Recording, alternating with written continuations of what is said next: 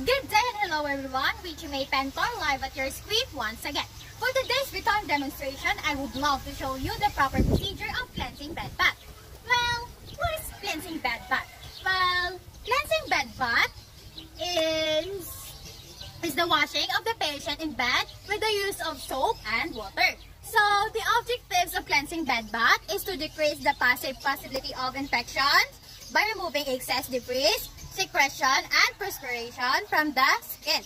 Also to promote circulation, to maintain muscle tone through active or passive movement during bathing. And also to alternate rounds of pressure on the body by changing patient position during the bath. And also to provide comfort for the patient, to assess the patient's overall status, skin condition, the level of mobility, and comfort. So in cleansing bed bath, we need to assess the patient's need for bathing and other personal hygiene needs. And we need also to check the patient's activity order, know the special precautions to the movement or exercise.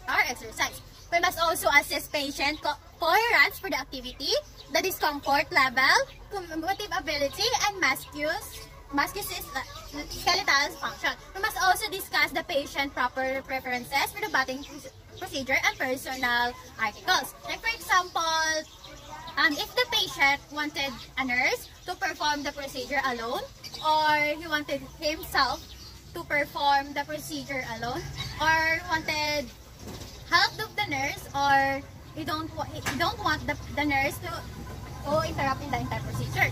So next is to check the patient's room for availability of bathing articles and linens. So in cleansing bed bath, there are types.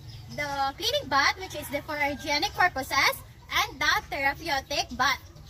And under the cleaning bath, so there are 5 types. First in the list is the complete bed bath, wherein the nurse washes the entire body of a dependent client on bed. For example, the patient is that who cannot move, dependent, or bedburden, or comatose. So the second cleaning bath is self-help bed bath, wherein the clients confined to bed are able to bath themselves with the help from the nurse for washing the bed and for washing their feet. Like for example, the patient obese and those who have problems in musculoskeletal system. So next is the partial bath. Only the parts of the client's body that cause discomfort or odor have neglected or washed. So the arms, chest, abdomen, legs, and feet are omitted. So the next is the tub bath. Usually, it is done in a tub and preferred to bed bath since washing and rinsing are easier in the tub. So the next is the shower bath, which is required only minimal assistance from the nurse. So the second type of cleansing bed bath is the therapeutic bath, which is for physical effect to soothe irritated skin or to treat an area. In therapeutic bath, we are using the different types of bath solutions. Some of these are first saline, which is for cooling and cleansing effect. It decreases skin irritation. And next is the oatmeal or avino that soothes skin irritation and softens overcaked dry skin, scaly skin. So next is the cornstarch that soothes skin irritation, sodium bicarbonate, and potassium permanganate. And in cleansing bed bath, we have special considerations. So first of this is to remove client's gown, begin removal in affected side. Then if a client is IV tube or intravenous tube, remove gown from arm without IV first. Then lower RV container or remove from top and slide gown in affected arm over tubing and container. So we have the IV container and check flow rate or reset up perfect. Now, if disconnect the disclosure to change the gown because this causes a break in the sterile system and introduces the possibility of infection. Then, to put on gown where face of the affected side or IV side toward the unaffected area.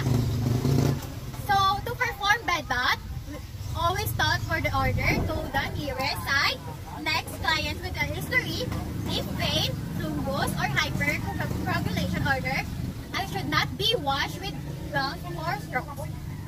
Check temperature water, particularly before bathing, and orderly patient because sensitivity to temperature may be impaired. So, an elderly patient who has not have incontinence may not require a full bed bath with soap and water every day.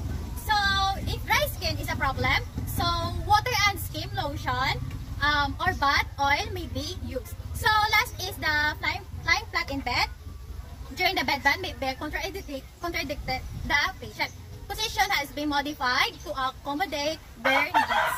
So, the diagnosis of cleansing bed bath is first is impaired physical mobility. Next is bathing self-care deficit, risk activity and tolerance, and lastly, risk for impaired tissue integrity. So planning, the client will be become rested, refresh, and the body of the patient will be maintained. Client's body will be free of dirt or irritants, and client's self-relation will be maintained or improved, and lastly, client's comfort will be maintained or improved.